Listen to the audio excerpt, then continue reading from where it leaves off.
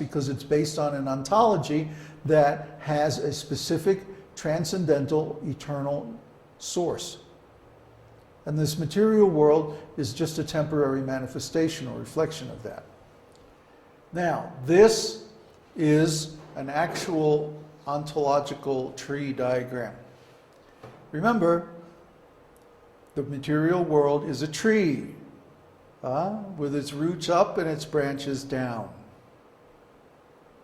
It's a tree, just like this diagram is a tree. Okay, this is a real ontological chart which shows two entities and the relationship between them. Remember, in ontology, everything is triple. Threes. Just like we have in a sentence, the subject, the verb, and the object. There's a reason that sentences are like that. It's because the world is like that. And the sentence is just a reflection of the world, or a symbol of the world. Similarly, an ontology diagram is a symbol of a relationship. And it gives the quality that relates two things to each other. And this is called an is-a diagram. Is-a. For example, we have here a potency. Potency is a thing.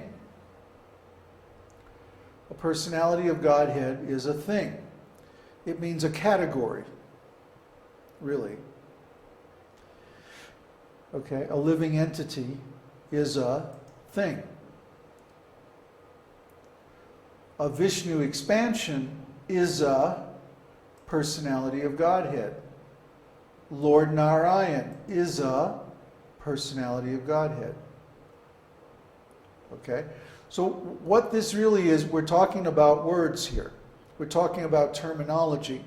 We're talking about the relationships between these different terms and how they reflect the actual relationships between the things that we're talking about. So first, let's start with the personality of Godhead. Personality of Godhead means any Vishnu Tattva entity. Vishnu Tattva means Krishna, Balaram, Narayan, Vishnu, any of the eternal personalities of Godhead. Now, these represent different types of personalities of Godhead. For example, we have the Supreme Personality of Godhead is a personality of Godhead. Okay? Now, there's only one instance or actual being that conforms to this particular category, and that is Krishna. Krishna is the Supreme Personality of Godhead. Okay? But the Supreme Personality of Godhead is a personality of Godhead. So you see, we're talking about different categories and how they relate to one another. The Supreme Personality of Servitor Godhead is a personality of Godhead. The only instance of the Supreme Personality of Servitor Godhead is Balaram. Balaram is the only individual that satisfies that category. But then we also have Chaturvyuha. Chaturvyuha means what? Vasudev, Sankarshan, Pradyumna, Aniruddha. Those four individuals are instances of Chaturvyuha is a personality of Godhead. Similarly, Lord Narayan is a personality of Godhead.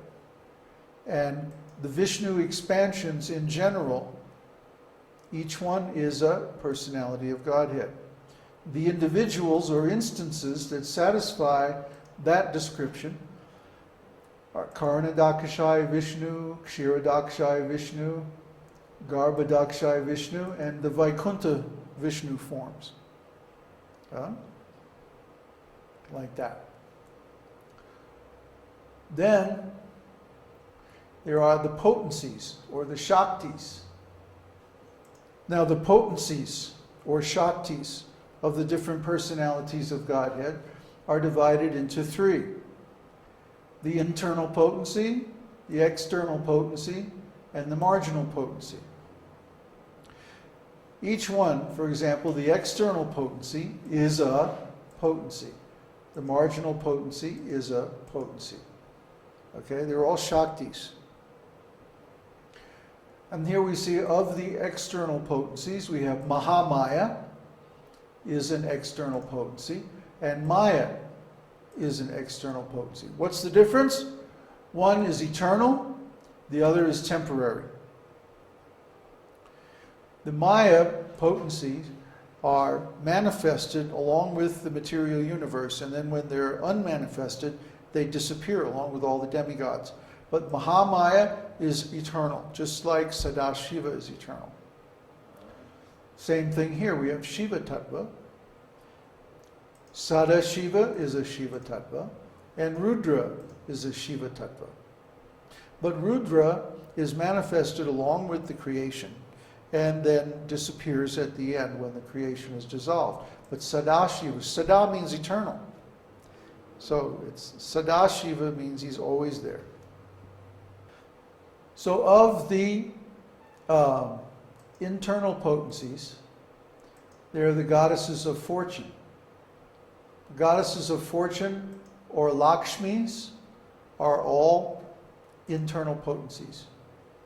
So Vishnu Lakshmi means the consorts of the lords of Vaikuntha. Yoga Maya, meaning the consort of Balaram. And all the transcendental potencies on any Vaikuntha planet, or of any form of Vishnu, or even the different Leela avatars and so on, they're all considered goddesses of fortune. So just like Krishna, when he expands, each one of his expansions is an individual, is different, yet the same. The same but different. Similarly, his potencies are all different expansions of Radha. And they are, although one, also different.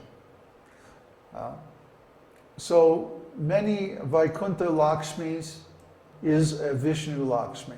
So all the Lakshmis in the Vaikuntha world are all different Vishnu Lakshmis. They're all different goddesses of fortune, and they're all internal potencies of the Lord. Florian asked, is Rudra Shiva, or am I getting that wrong? Rudra is an incarnation of Shiva, in the same way that Garbhodakshay Vishnu is an incarnation of Narayan. And then Rudra is an expansion of Shiva, yes. Okay, and of the living entities, we have liberated living entities in the spiritual world and conditioned living entities in the material world. Eternally liberated. Right, eternally liberated and eternally conditioned. So it's amazing, it's a miracle actually, that eternally conditioned living entities can transfer back to being eternally liberated. It's simply the grace of the Lord. It's just mercy. Really, there's no other explanation for it. It's His kindness. He doesn't have to do it. We made the mistake of coming here. So, now we want to change our minds? Oh, well, yeah. It might take a while. But we can go back to the spiritual world if we really want to. So this is a formal ontological diagram that illustrates something very similar to this one.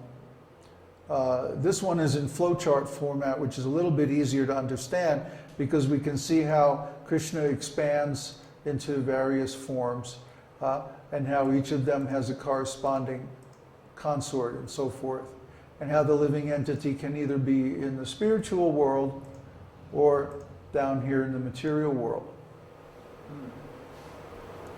In the other diagram, we would have to put the relationships between the categories or something like that? Well, there are more relationships than are shown in this diagram. For example, Sada, Shiva, and Rudra being eternal and temporary. The same with liberated and conditioned living entities. See, in the other diagram, we had the material world and the spiritual world. So here, Sadashiva and Rudra are shown like that. In this diagram, Sadashiva and Rudra are shown to be both categories of Shiva Tattva. It's a little bit different. Like I said, this is a strict ontological